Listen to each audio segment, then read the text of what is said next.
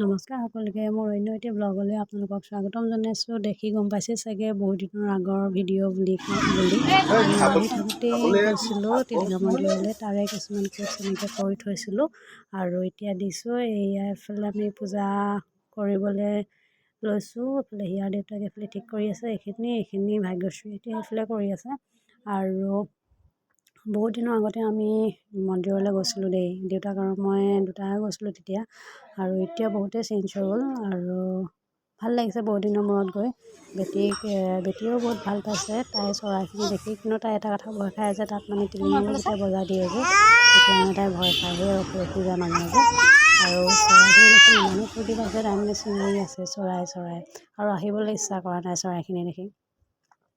আৰু তাতে মন্দিৰতে যোনে যি কৰে তাই চব কৰিবলৈ লাগে, মানে তাই ইচ্ছা কৰা নাই আহিবলৈ কাৰণে তাইৰ লগতে মই ৰখি আছোঁ।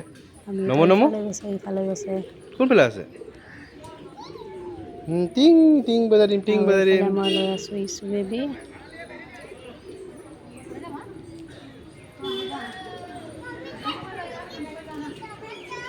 তাৰ পৰা ওলাই আহি আমি এইটো এখন বেবী। ধাবাত সোমালোঁ। ধাবাখনৰ নামটো পাহৰি থাকিলোঁ, খালি এতিয়া চাবলৈ নহ'ল, ভোক লাগি আছিলে যিহেতু।